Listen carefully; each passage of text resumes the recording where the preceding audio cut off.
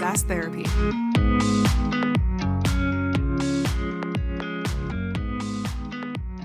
Welcome to SaaS Therapy. My name is Casey Trujillo, your host today in this 5-minute overview of our session with Maria Manning-Chapman from TSIA. She's the VP of Research over Customer Education. And I'll tell you what, if you are in the customer education profession or your leadership around customer experience, this is a podcast episode that you're going to want to listen to. One of the things that I'm just going to, kind of just punch you in the face virtually with the information that Maria looked at is I want you to think about all the resources, all the people, all the different ways and tools in which you are trying to interact with, first, obviously, your point of contact, the person that is asked to set up your software or maybe your champion there, okay? But then the total licensed users at an organization. And now think about the amount of money you spend to help people be engaged and learn more about your product, to become deeper advocates, all the different things that you have. A community, you have a product academy, you have CS people, you have implementation people, you have professional services, right? And so she goes, okay, here's what you want to do. If you want to really realize the state of where you're at in your reach and impact, she goes, there's 4 things that you're going to want to do. Number 1, what % of your organization is interacting with any of those education resources? Okay, so what % of just the org all ups? So if you have 1,000 organizations, 1,000 accounts, 1,000 customers, what % of those are interacting? Number 2, what % of your resources are interacting with that admin? Okay, so the point of contact, the person that's getting set up.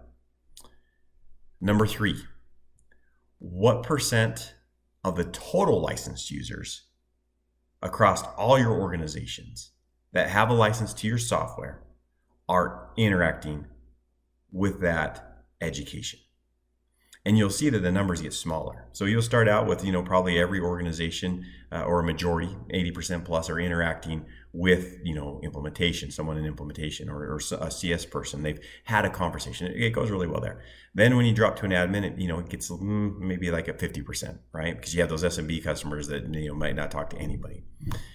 And then you drop down into getting to the end users. And that's where it gets to 2-3%.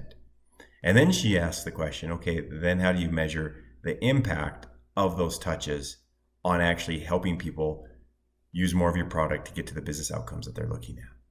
And she goes, if you review that, you will see that the total licensed users, those end users that you're wanting, those are the people that really usually bring the ROI to your software. You're probably reaching less than 5% of your total licensed users, meaning that they've actually interacted with product education, they've interacted with your digital resources, your human-led resources. And he goes, there's the gap. If you have 1 million licenses, let's say, and only 50,000 users are actually interacting and know more about your software than the first initial use case that they're getting told why to use your software, she goes, that's why you're always at risk. You're not solving for that problem. So take a listen. You're going to find it fascinating. I love to give this example to help it maybe be a little more concrete. Today, my daughter said, everybody has a Tesla. Tesla is the Honda Accord of your generation.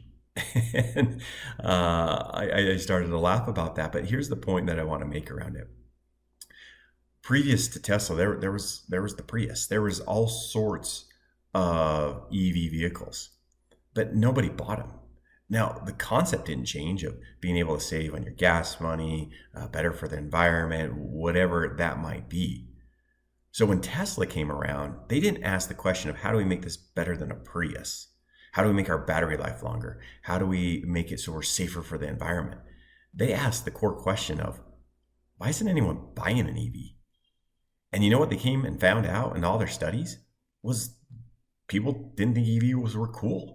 It wasn't a status symbol. It was for a certain small amount of people in saving the world, which is awesome. Kudos to those people. But for the majority of people, it's not a status symbol. And so Tesla made their vehicles cool. They made them fast. They made it high tech. And guess what happened? People said, wow, that car is cool. And it's an EV. And now that extra benefit of being an EV, oh, I'm saving the planet, I'm doing this, I'm saving on gas. But the first thing they solved was, wow, that vehicle's cool. It's the same with what you're trying to solve for in the customer experience. If 95% of your customers aren't going through the experience, what kind of experience is that? And is that the one you want to deliver? And let's start asking ourselves the question of, why are they not engaging with our customer experience, whether it be human-led, digital-led, professional services, support services, implementation services. And you start to ask yourself the questions, you're going to be fascinated with the answers you find, because you're going to find the core reason why people are not engaging with you. And that's going to solve a myriad of problems. That's going to allow you to shorten down your implementation time. That's going to help you in renewals. That's going to help you in upsells. That's going to help you in purchases. If you can crack that nut of finding why people aren't interacting. So listen to Maria Manning-Chapman. She has so much wisdom around why you might be struggling in some of these areas. And take a listen. Thank you very much. Thank you for being a follower of SaaS Therapy. Please like, subscribe, share with others, leave a review. We're always there and excited about helping you save your most important relationships, which are your customers. Thank you. SaaS Therapy is brought to you by Brainstorm, the SaaS platform for SaaS adoption. Learn more at brainstorminc.com.